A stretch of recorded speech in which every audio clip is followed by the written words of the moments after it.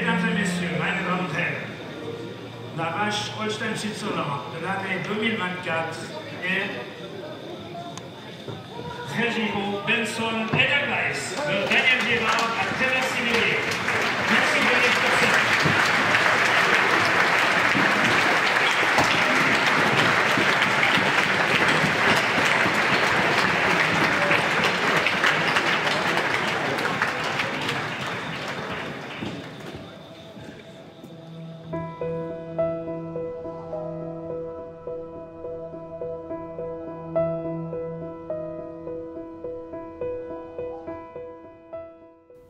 On ne prend pas souvent des vacances, mais on est parti une fois, une semaine quand même. Et puis là, on a un petit coup de téléphone, dire qu'Edelweiss était assis, en train de ruminer, couché sur la route à Trévers-Sivrier. Donc, elle était sur le talus à la base, dans le pâturage. Et je pense qu'elle a versé ou bien fait un 2 tonneaux avant d'arriver sur la route. La police est alertée. Et puis, donc là, les copains sont venus la relever. Et puis, on l'a remise dans le verger, tout ça, puis en la relevant, elle a essayé de manger une pomme. Et puis là, on l'a repris à la maison, parce qu'elle n'était pas à la maison à ce moment-là. Elle était au village. Et là, on a commencé à lui donner du foin, maïs vert. Et ça a redémarré, puis c'est là qu'on voit que sa force de caractère, tout est dans la tête, disons.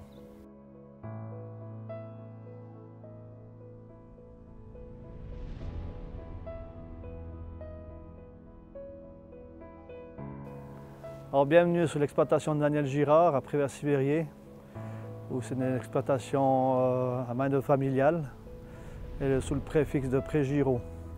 Et le O rappelle le nom de mon grand-père qui s'appelait Olivier. Donc la ferme, elle se situe donc en zone préalpine et colline. On est en zone herbagère.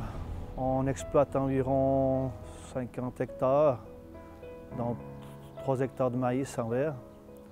Le cheptel se constitue de 60 vaches et autant de génisses. Le lait est transformé actuellement donc, pour le lait de gruyère AOP et vacherin fribourgeois AOP. Alors si je remonte un peu le temps, c'est les Girard, la famille Girard, donc est native de Liège-France. C'est là-bas où mon grand-père est né. Il a itinéré pendant quelques années avant d'arriver ici sur le site en 1940, où il a eu la chance de pouvoir louer ses 4 hectares avec ses 13 enfants. Et puis donc par la suite, mon père a repris, le père François, donc a repris l'exploitation en 1957, qu'il a aussi développé donc, en faisant un atelier porcherie. Et puis il avait la grande idée déjà de faire du lait. Donc il a été acheter une boye. Et dès les premiers croisements, dans les années 60-70, il a pris le train pour faire les premiers croisements de la Holstein sur la fribourgeoise. Et là, on a développé l'exploitation laitière. Alors pour la souche d'Edelweiss, son histoire, son arrière-grand-mère, elle est née en 88 sur l'exploitation. Elle s'appelait Sandrine. Et cette vache a aussi produit 100 000 kg de lait. Elle était créditée d'une famille en classe A. Et là, après, donc, entre deux, il y avait une Storm et une Leduc. Et Edelweiss est né le 4 janvier 2003 sur l'exploitation, de la même année que mon fils, Mathias. Donc, ils ont peut-être grandi ensemble, on peut dire comme ça.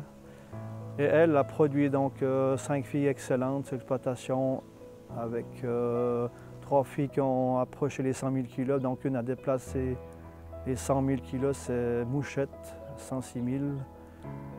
Célébrité a fait en 6 lactations 60 000 kg. Et Élysée a approché les 85 000 kg de lait. Concernant la vache Holstein de l'année 2024, alors ce résultat avec Edelweiss, c'était vraiment une surprise pour nous.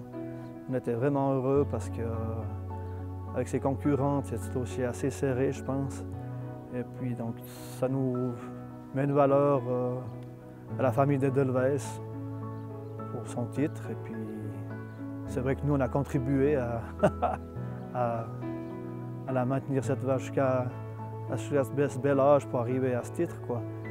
Donc, pour Edelweiss, les conditions de détention. Donc depuis 2 ans, elle a séparé du troupeau, on a monté une petite cantine pour elle, ou un box. Donc on s'en occupe 2 fois par jour, 3 fois par jour, on va lui donner à boire, à manger, faire un peu la litière.